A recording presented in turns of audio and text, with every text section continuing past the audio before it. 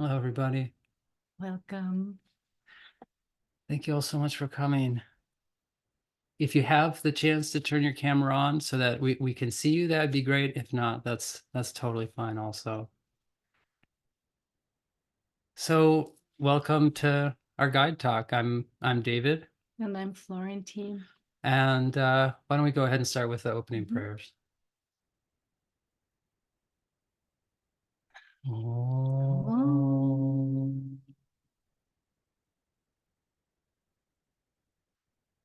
Oh, Om.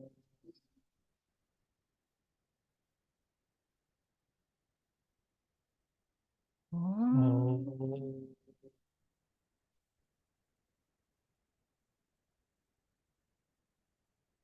Guru Brahma, Guru Vishnu, Guru Devo Maheshwaraha, Guru Sakshat Parabrahmam, Tasmai Sri Guruve Namaha. Om Suklam Bharadaram Vishnum Seshivarnam Chatur Prasannadanam Dhyaye Sarva Vignopashantaye. Om Bhurvasuvah Tatsaviturvarenyam Bhargo Devasya Dhimahi Dhiyo Yo Naha Prachodayam. Om Shanti Shanti Shanti.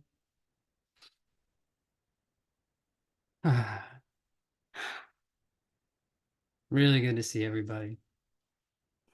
Thank you. Thank you so much for coming.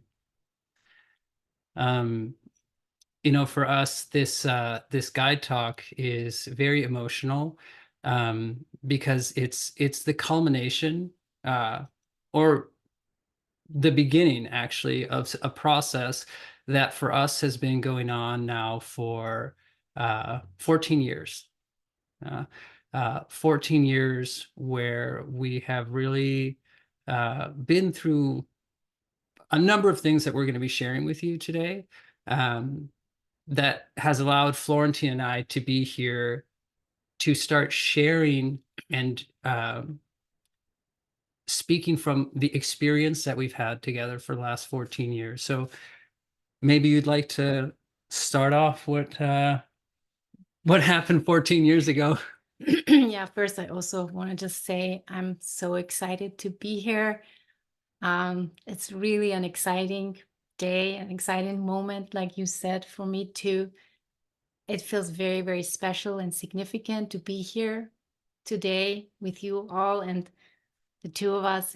It's really quite a culmination, like you said, of the last 14 years and actually of our entire life, because all our life was leading up to this moment in so many different ways. But we won't get to all of it today. We want to just give you a little bit, maybe a little essence of the main points that we want to just share with you today about our story, how we met with Swami Kaleshwar in his ashram. Yeah. And as we talk, if at any point you have any inspiration or you have any questions or any comments or anything at all, please drop them in the chat. And Shivani, excuse me, not Shantaya. Shantaya, excuse me, is going to be collecting them all. So anything that comes up, if you want to share it, just go ahead and drop it in the chat. Yeah, or questions, or even like you listen to something and you feel like, oh, that's interesting. I would like to know more about this.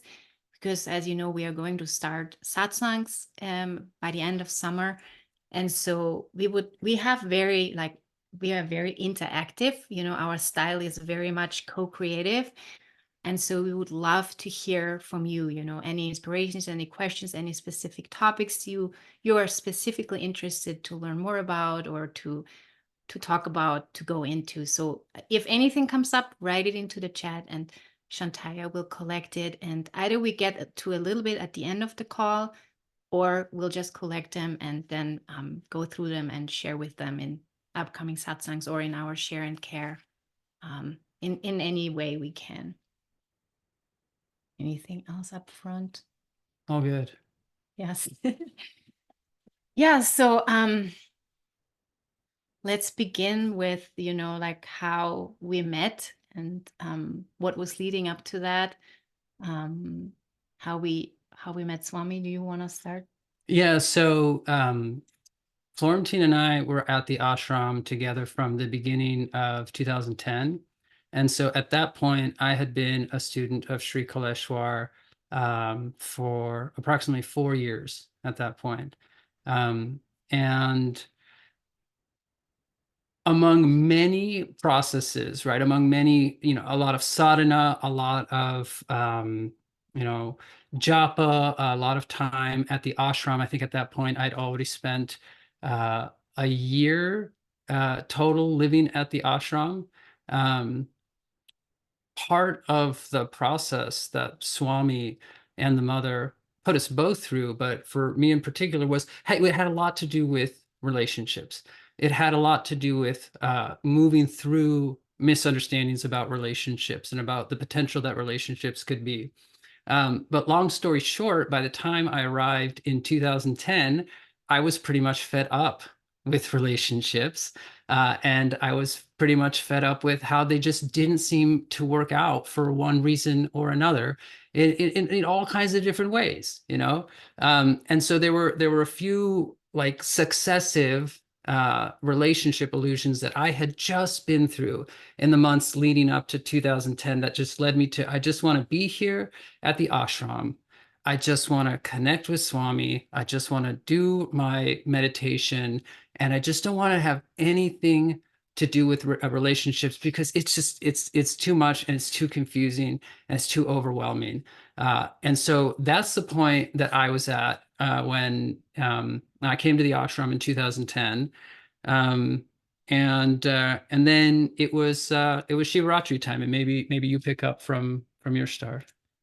Yeah, I was in a very similar space. I met Swami at the end of 2009, and I had just like a few months before separated from my then partner, and I was just so happy to just be on my own. I was in a very good place. I was very connected to God. I actually felt pretty enlightened. I was really like so just one with the divine, and I felt like I don't need anybody. I don't need anything. I just want to learn the knowledge. That's why I signed up for the Soul University in Penukonda with Swami, and that was all I was passionate about. I just want to study the knowledge. I want to do all of these processes, and I was just so in love with Swami's teachings, and that was all I wanted. And it was not so much for me that I was fed up. I mean, a little bit also, but it was more like I felt like a relationship would be a distraction, on my spiritual path, because that's all I wanted. And I wanted to study and I want to meditate and just be in the ashram. And that was all I wanted. And then I heard about in the Soul University.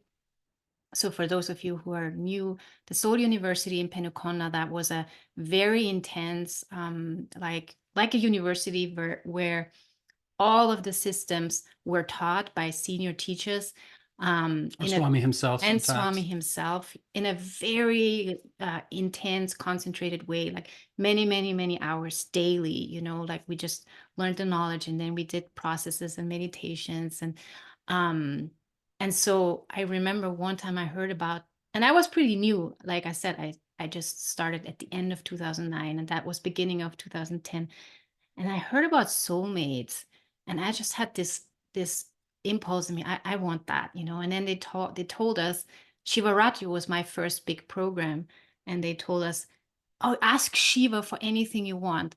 And I just had this, I didn't even think about it. It was just like, Shiva, I want a soulmate. So I had that wish. I didn't even really know what it was at this time, as it was all pretty new, but I knew that I want.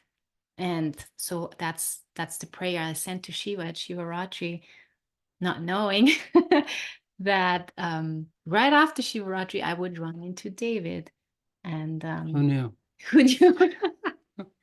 I really didn't expect it to happen so quickly, but in hindsight, it was, of course, all meant to be and orchestrated, and not a coincidence that I had this wish.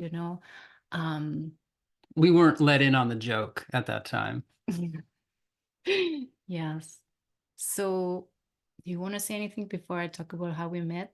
Like, I think you should start with how we met, because I think yeah, yeah, you have the yeah, it was actually me first that recognized you. yeah, exactly. Yeah, Yeah, I was a little bit duller at that time. yeah, so he was there the whole time during Shivaratri, and I never noticed him at all, which is very unusual. And then, as I said, I had this wish to Shiva, this desire, and then a few weeks after so we were there the whole entire time, even after all the people left from the program. There was still a group of students there who stayed there the whole entire time, living there, doing seva and being at the Seoul University. And so when it was a little smaller, the group, after the people left from the program, one day I go into the Baba temple, the Shiva Saimandir temple in the ashram. And at night, there's always bhajans, people sing devotional songs to the divine. And many times the bhajan people would sit in the temple and practice their bhajans that they want to sing later. And so that was the time of the day where they did that. And so when I came into the temple, there was this crew of people sitting in the front practicing bhajans. And I just came into the temple and I saw David from behind. He was there in the front singing bhajans, and I had a mystical experience.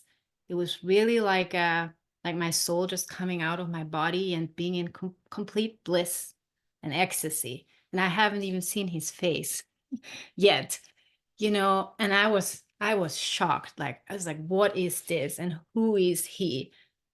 I I was really confused, and like I said, I didn't look for a relationship. I I was happy on my own, and there was he. And then, of course, at that time I knew about soulmate symptoms, and I didn't yet know, okay, that was it. But that was my first experience seeing David, or not seeing him, just from behind. And it was felt like my soul recognized his soul and was just in ecstasy. um and then from there it just continued, like, because then I knew who he was, or I found out who he was, his name and everything. And then I started to, and see, this is our soulmate training. It was starting right from the beginning. I had all these symptoms that Swami taught were signs of soulmate relationships. For example, that you can feel what the other person is feeling over distance, without even talking or seeing each other. And that was happening for me. Like, I could feel when he was having a hard time.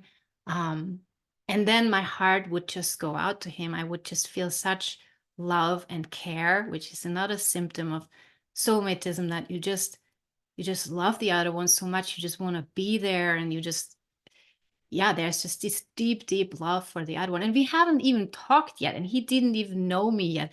And this was already there. And it was not any attraction energy like the men. Any? Not A yet. little bit, A little bit. I mean, really, the main thing was the soul thing, of course. Yes.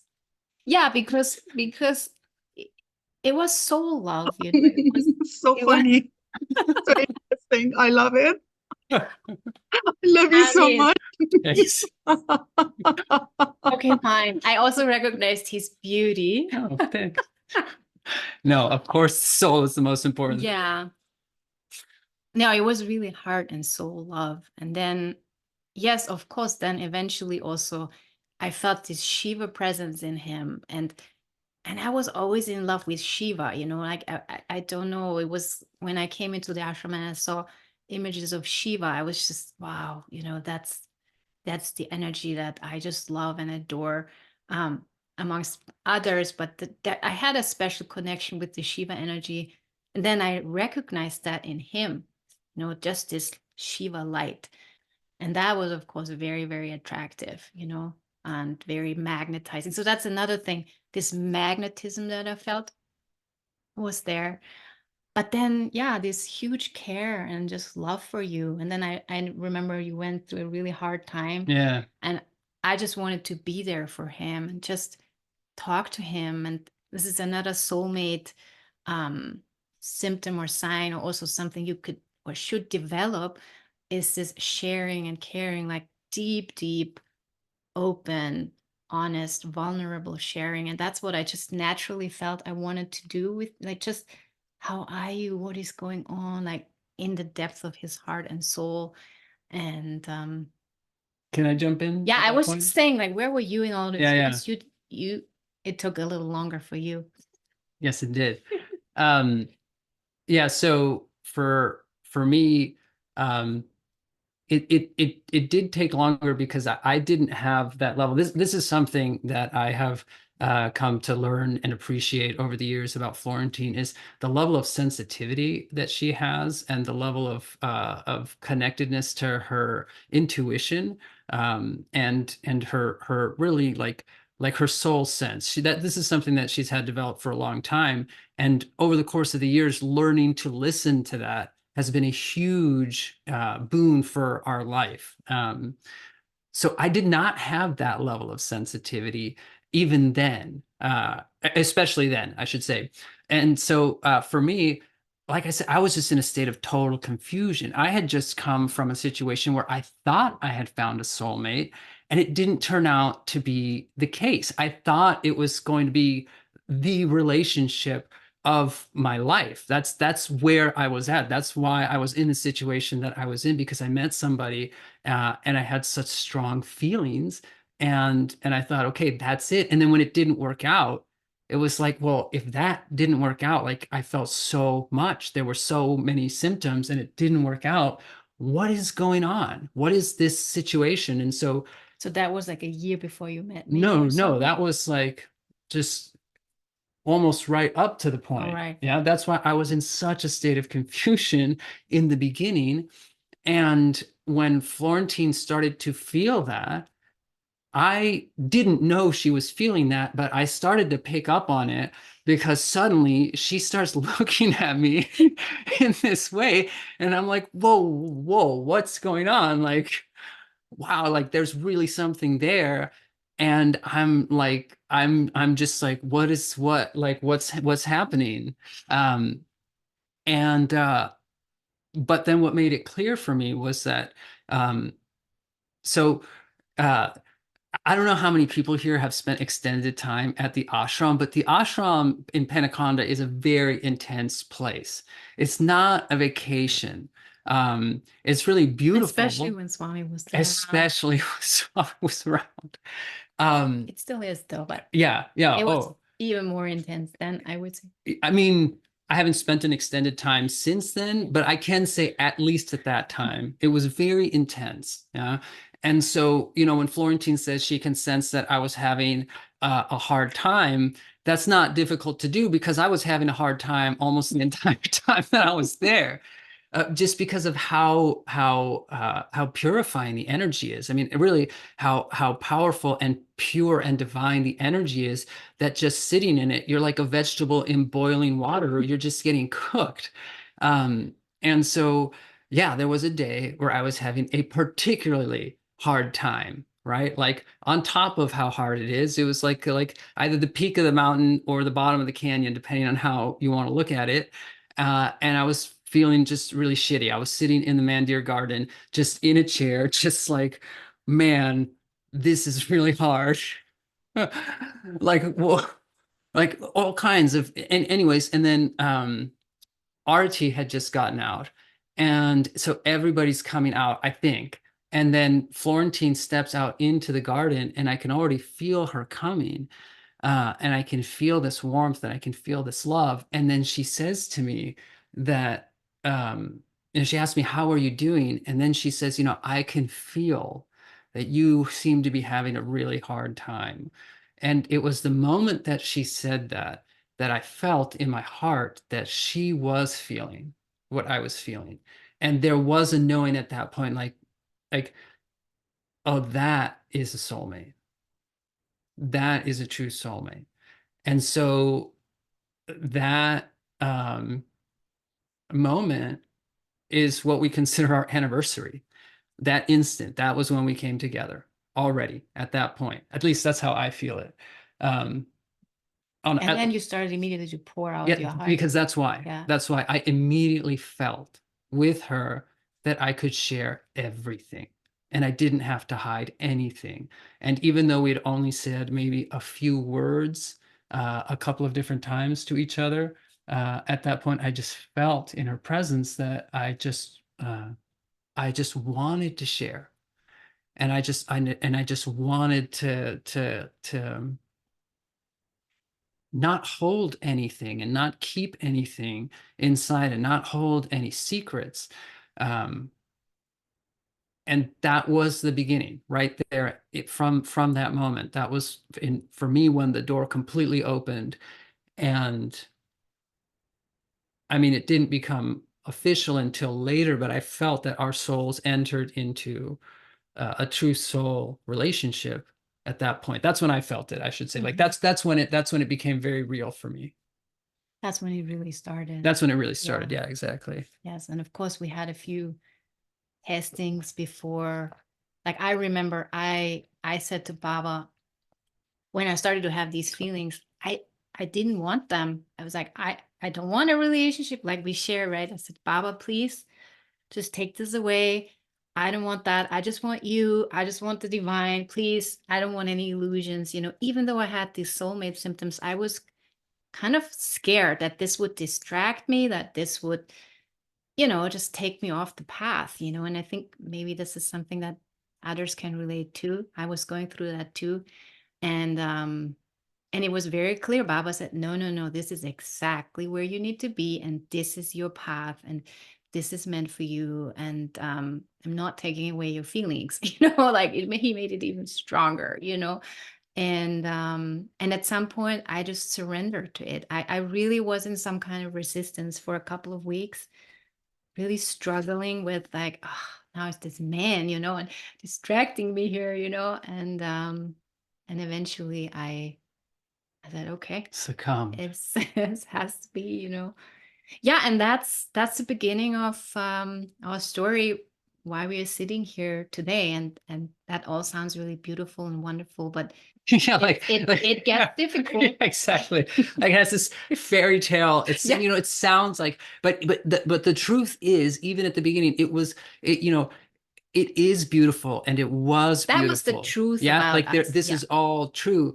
But I also feel like we would do a little bit of a disservice if we make it feel like it was all roses and butterflies from the beginning. Because it wasn't, because like she said, for me, instantly, fear starts coming up, anxiety starts coming up, right? So instantly, all kinds of feelings start coming up, insecurities start coming up, insecurities about myself, doubts start coming up, right? Like, is this really it? What was all this? What are all these other feelings that I've had for other people at different times, at different, like, what is all, like, so it's just, there's so much doubt. And then, of course, right, when our hearts were so open to each other, and then I'm feeling this doubt already, right? Even though we're already moving forward together, but I'm experiencing all these things and all this uncertainty, she feels that and she picks up on that. And so right away the friction starts, right? From the very beginning, the friction started. And this is also part of the soulmate relationship. Yes, that's right. That it's like when there's such a soul love and a soul union, and we also definitely had this soul contract with each other that we would meet, and then everything that we are carrying, that is still in the darkness, still in the subconscious, the blocks and the pains and the heartbreaks, everything will be brought to light. And that really started right away.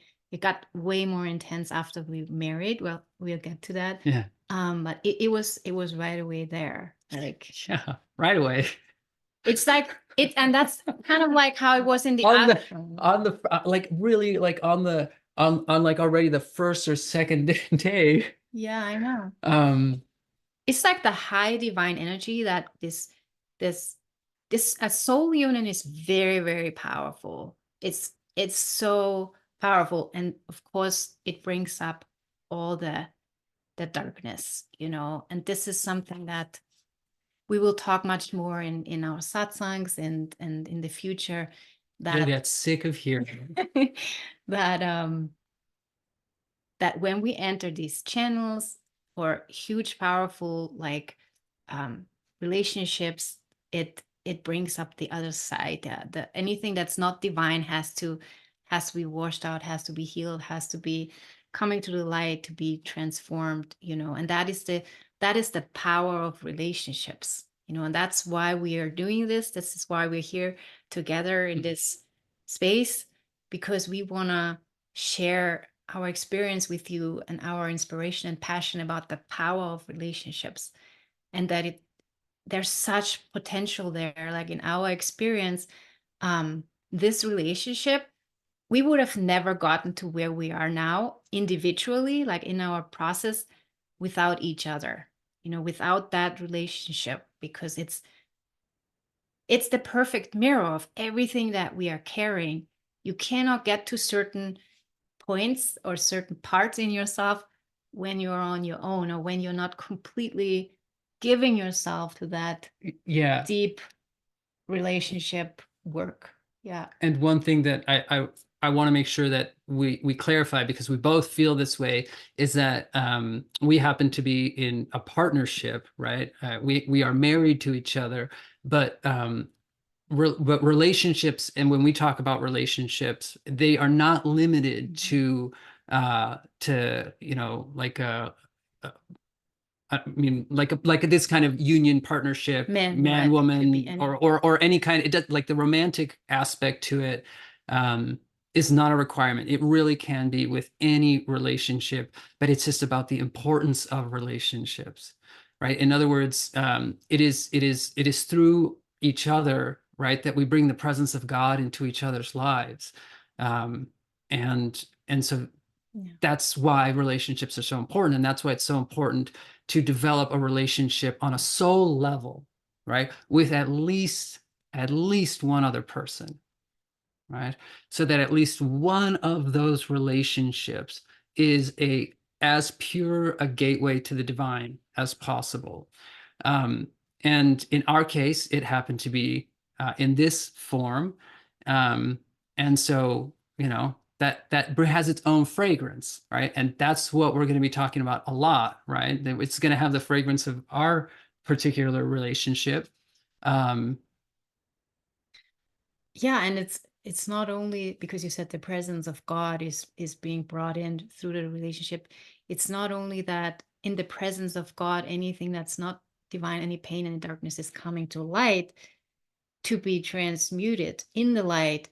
It's also that there's incredible healing potential in the soulmate relationship, because and that's, I think, why Swami was so like hammering this into us, that we really need this, because when we were able to hold unconditional love for each other, like when one of us was facing one of their dark parts, one of their wounds, one of their pains, and we would share this in this soulmate way, how Swami taught us, like naked, completely exposing our pain, not hiding, sharing it fully, like, this is what I'm carrying, this is what I'm feeling right now, sharing your feelings, everything, completely honest with the other one.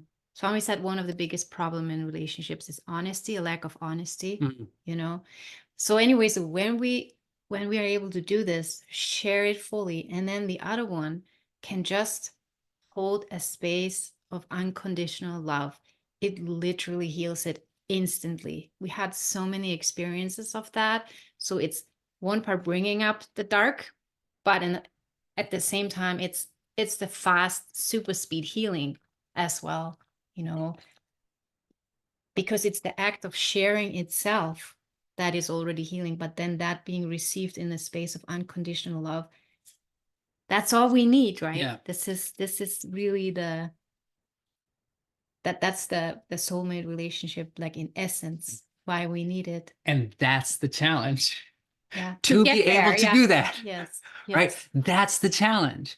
Because very often when one person is trying to communicate honestly, there's all kinds of stuff that gets in the way.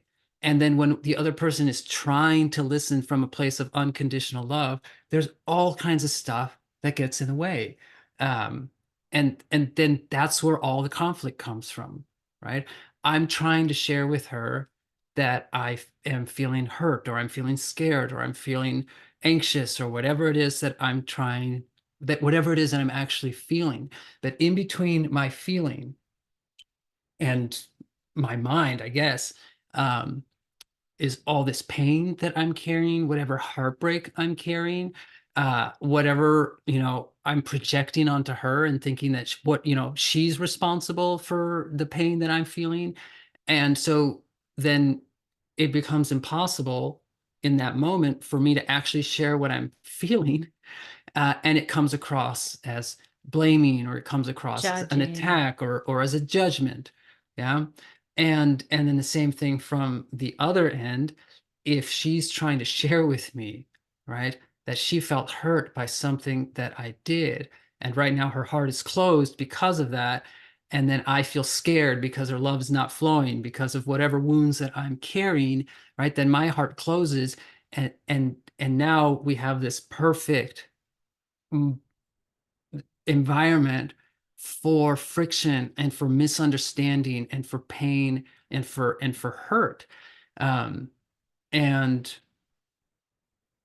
And that's when we're not in the space of unconditional love. exactly. And that's why we need to heal ourselves. We need to face all these wounds and look at them and bring them to light, so that we can enter the state of unconditional love. Because if I don't have any like unfulfilled needs or heartbreaks from my childhood, or um, whatever wounds I might carry, if I'm free of them, if I'm healed, my heart is whole, if I don't carry heartbreak, then I can really open it up and I can really hold the space for the other and for myself, which is another thing that we will talk um, about unconditional love for ourselves. This was especially for me important, and I think for many women in particular, that's very important.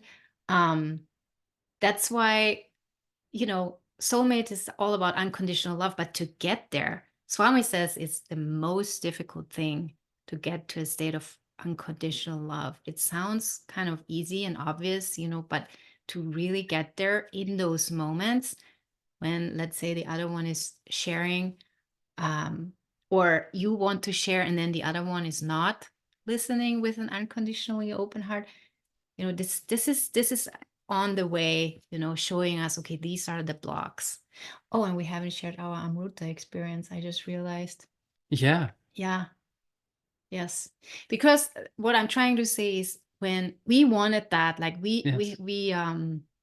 so once we were together, we did, and I think I want to share this, or we want to share this, because it might illustrate why we went through so much together, because it's all connected. So he and I, in the beginning, before we even got married, we made a ritual with Amruta, which is a highly divine miracle substance, which was created by some process that Swami did. It's a supernatural liquid that doesn't really exist in the creation. So it was created through a, do you remember It the was specific? manifested. It was manifested by the emerald lingam uh, in the Dwarka in the mine. Dwarkamai. Yeah. Yeah. Yeah. So It bled from that lingam. mhm. And it's sweet and it tastes like honey. And we got a little bit from a friend as a gift. And we were told or taught that you can use this for setting a very, very powerful intention or sankalpam, or a wish to the divine. And so we did that. We took that amruta and we send out our sankalpam to the divine, that we wanted to experience the highest possible human, in the human body possible, love with each other, like the highest possible, and yeah, and then we took the amrita, and then we gave it to the divine, and that's what our process has been. It was showing us to get there to the highest unconditional divine love, which you could call Christ consciousness or whatever you want to call it. Jesus is an embodiment of that. Mother Mary is an embodiment. They are there. To get there, this and this and this and this and this and this stands in the way. These are the blocks. These are the pains. These are the things that you have to work through, that you have to heal with each other and individually to get there. And so this was our process, and it really started then. And it was through our marriage when we really, really committed to each other. That was another thing. Swami said, choose one womb, right? And we knew already we were soulmates. And so we said, okay, we are committing to experiencing the A to C, all of it, the ups and the downs with each other. So we got married pretty quickly in the ashram. And that's when it even got like, it was just immediately like switch on, and then the huge purification started. It was almost as if Swami was like, okay, now you can't run away.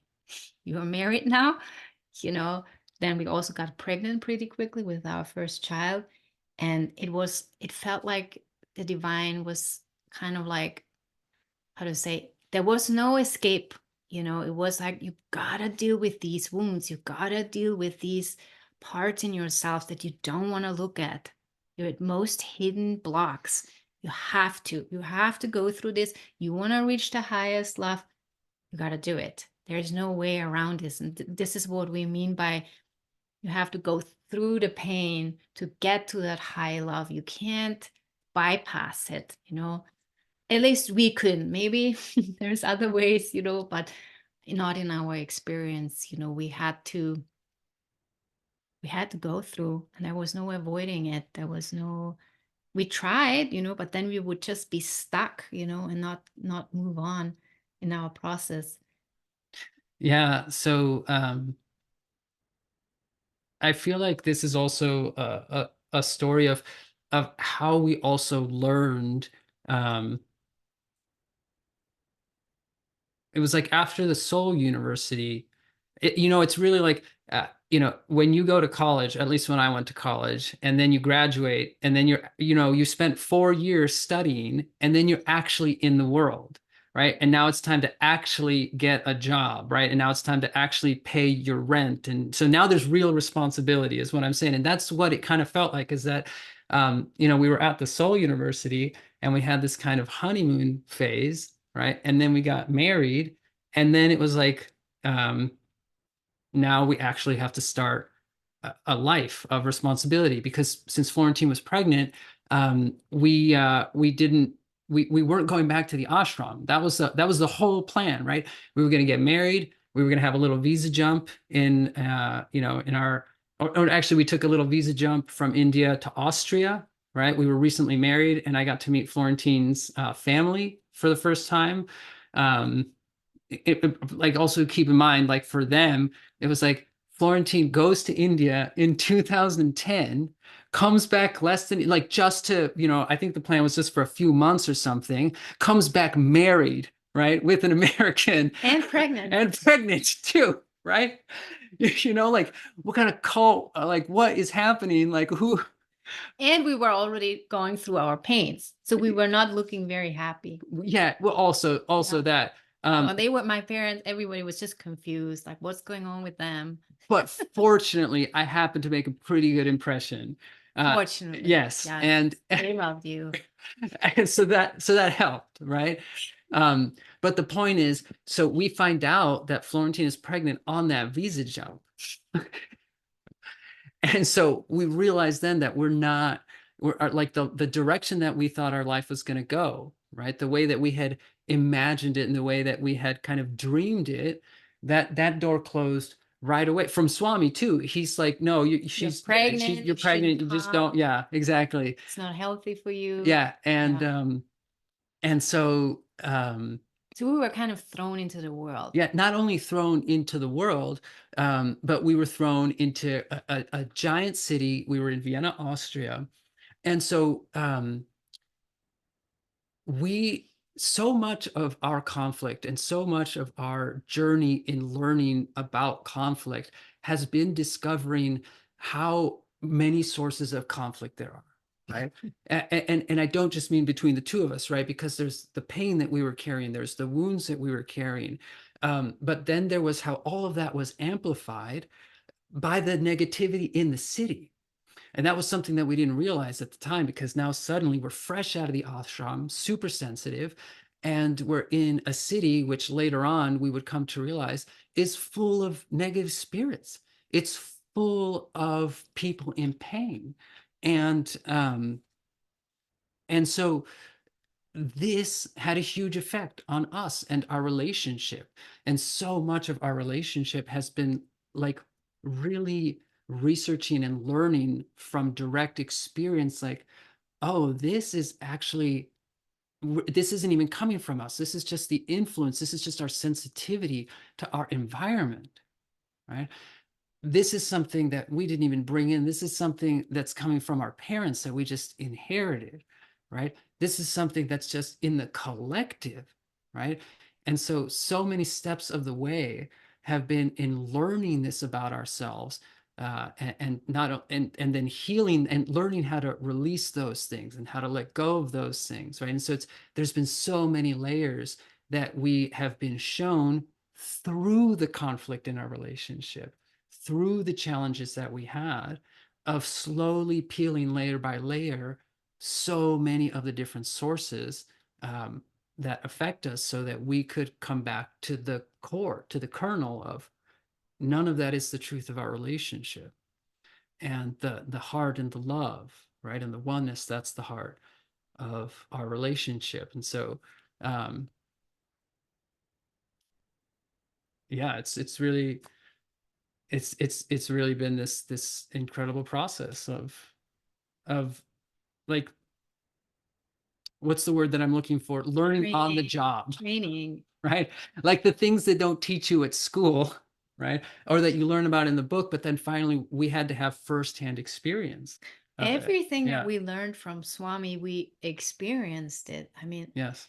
about Shiva Shakti, about negativity, Yes. about heartbreak, about soulmate, unconditional love, and what stands in the way, about blocks.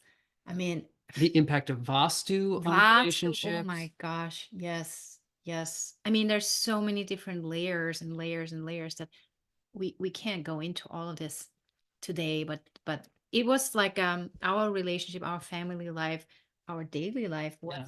was like a school, you know, like where Swami was like teaching us through our experiences. Like we had known everything or most of it theoretically, what we, because we were both very dedicated students, and we still are. We both, you know, love the knowledge, and we took it very, very seriously, like everything, you know. A little too seriously. Especially you. That's No, no, true. It's really true. You guys will hear all about that at some point. no, you're much more relaxed now. Yeah, But that's the point though. yeah, Yeah. yeah, but yeah. Anyways, it was a very, very intense training and purification, like huge healing process, like I said. And one of the most painful parts of the process was facing our old heartbreaks Yeah. that we were carrying, especially that we were carrying with our parents, you know, from the very, very earliest Yeah. time of our life, like the heartbreak that, you know, you have, like, for example, the heartbreak that he had with his mother was, of course, being triggered through me as the female. And the heartbreak that I had with my father was triggered through him as a male. Like, that's just an example. Like, everything was just being shown to us. And this is a core teaching from Swami, you know, that if there is pain with, especially with your physical mother, but also with your father, you can't reach the divine mother. Like, you have to have that bond that has to be healed. Doesn't mean you have to spend a lot of time with your mother, or it doesn't, it's not about the physical, it's about the energy and about the love and the forgiveness. And so, you know, we were helping each other in doing that kind of necessary healing work that nobody really wants to do, because it's so painful to go back to these core wounds that we carry. It's kind of like, oh, I thought I was in spirituality, I don't have to do that kind of stuff, you know. Yeah. But it is really, that is the process of block washing. And Swami always said, I can't wash your blocks for you. That's your job, you know, and you have to figure out how to do this. And that was our process with each other, you know, reflecting, mirroring constantly the pains and the wounds that we were carrying individually, you know. It was really forcing us to heal ourselves, you know. It was.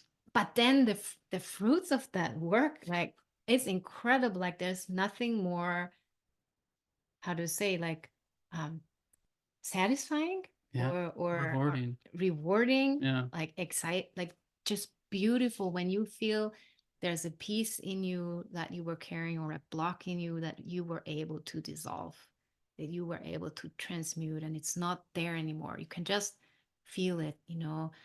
And so that's also, maybe we should now go a little bit also Yeah. to our offerings. There's lots of things that we didn't really cover today that we wanted to, but it's just too short, and it'll be coming later, you know. Yeah, exactly. But one of the things that what I wanted to say is, like, what we want to offer is support, you know, for anyone who wants to do this work, you know, or feels called to do this work.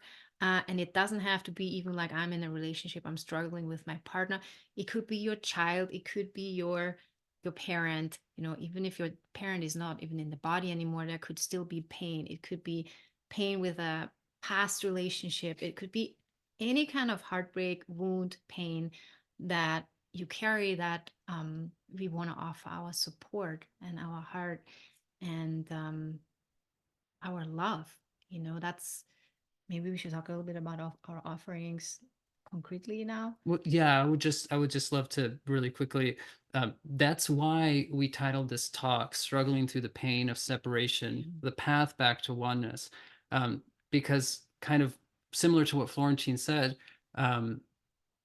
part of the I just expected my sadhana to take care of all this stuff for me.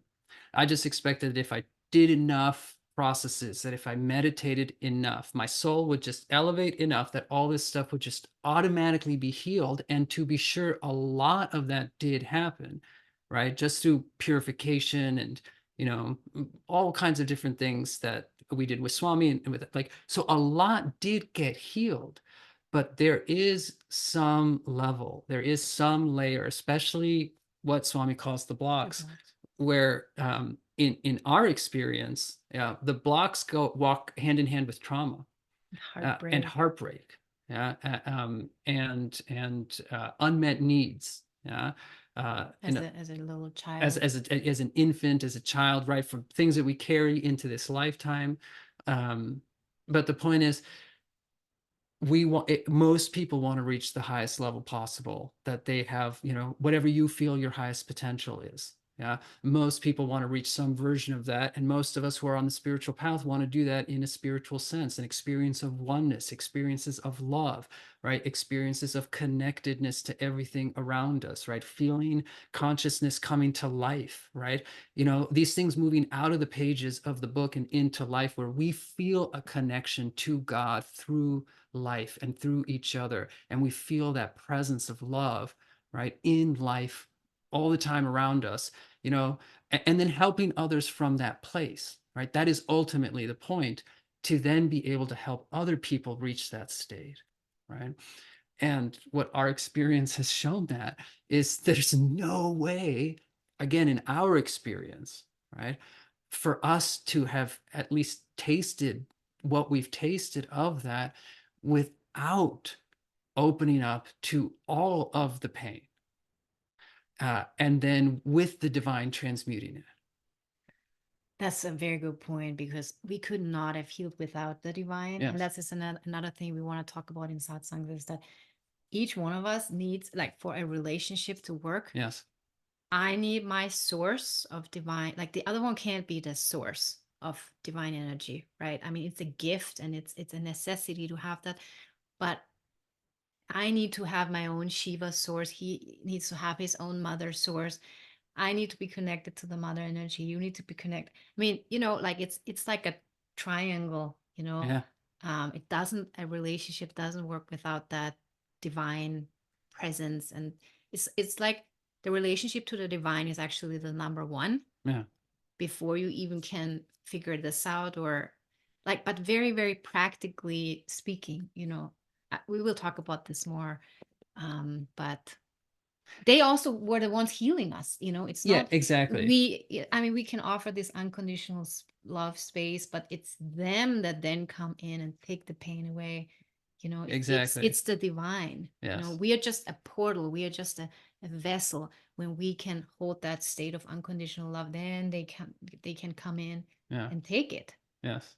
Yeah, That's exactly. how the divine, that's why it's called a block. If the block is literally blocking the divine energy Exactly. from coming in, flowing through us, taking care of all the debris, all the negativity, whatever. If it's blocked, they can't really help us. They can't really Yeah. flow through us. But anyways, time, we have to. Yes. Yeah. So along those lines, so one of the things that we want to do is have monthly satsangs. So we're probably going to start this sometime in August. And so we'd love to have a monthly satsang where we take aspects of the knowledge, aspects of Sri Kaleshwar's teaching, or related sources, right? And then talk about how, from a practical perspective, right, what this means, right? So we really want to have an um, interactive sessions with people, and really make it as practical as possible. So that would be a once a month recorded satsang. We'll do a reading, we'll talk about it, and how this translates to real life, right? Um, then the other thing that we want to offer is once a week, a more intimate kind of sharing and caring circle. And maybe you want to tell a little bit about that. Yeah, the idea for that was that it's all about unconditional love and soulmate mechanism. And that's, of course, also possible in a group setting, and that's where we can practice this, where we can develop this with each other. And we don't want to just talk about love. We really want to practice this with you, whoever feels called or resonates with this, to create that space of unconditional love for each other, where we can share really vulnerably, we can care about each other, and we will go into certain aspects of the teachings Yeah. more in depth, like more like, how are you applying this, or where are you struggling, or where do you feel blocked, or where do you have questions or confusions or difficulties, like one of you, for example, wrote in Devi Loka recently, like, I have difficulties accessing unconditional love with my father. This is a wonderful example. Like, these are the kinds of things, like, to kind of share and care, bring this into this love. It's like a love circle, where we bring that in, and then we can create a space of healing and a space of unconditional love. And we can share our experiences there also a little bit more deeper. And yeah, and it will be non-recorded, so that um you guys can be really vulnerable and really open, and there's no worry about who is gonna watch that later, or um yeah. So that's the share and care group. Yeah. Yes. And then we're, like Florentine said, we're also happy to work one-on-one, or just have conversations one-on-one with people, Or and couple, or or or any relation, couples, or or could or be the two with a of us daughter. together, Yeah. uh, because that's also, kind of wrapping it all together. The reason why Florentine and I are doing this together, right? Because we could have had separate spaces in Devi Loka, but we decided to do this together because we have come over the years to recognize the power of working together in union, right? As a single unit, right? Bringing her energy and bringing my energy together, and creating something even greater than the two of us could do on our own.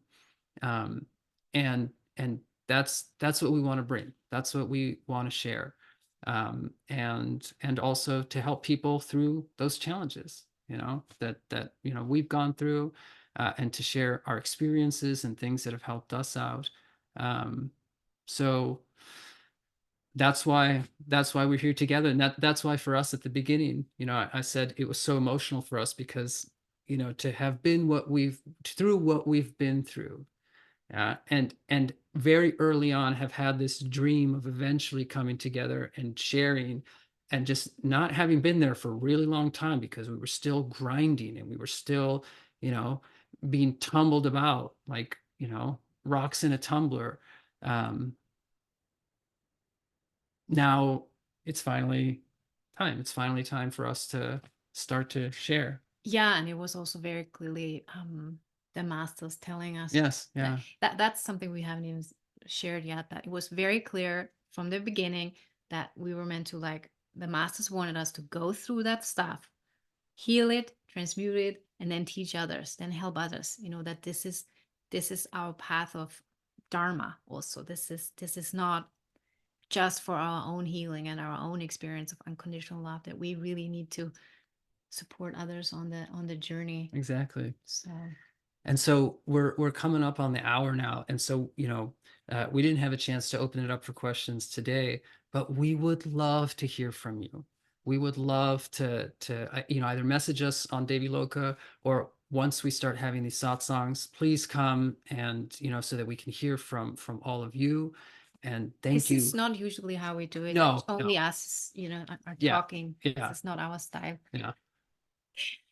Okay. So thank you so much, really, from the bottom of our heart. Thank you, everybody who came, and so happy to see everybody. So hopefully see you again very, very soon. Have a wonderful summer. We are going to be in India, Guru Purnima and Penukonda, so we'll be back in August. So thank you, everybody. Thank you. To the closing Yeah. prayers. Oh. Shanti, Shanti, Shanti. Loka samasta sukhino bhavantu. Loka samasta sukhino bhavantu. Loka samasta sukhino bhavantu. Om Shanti, Shanti, Shanti. Thank you all so much. Namaste.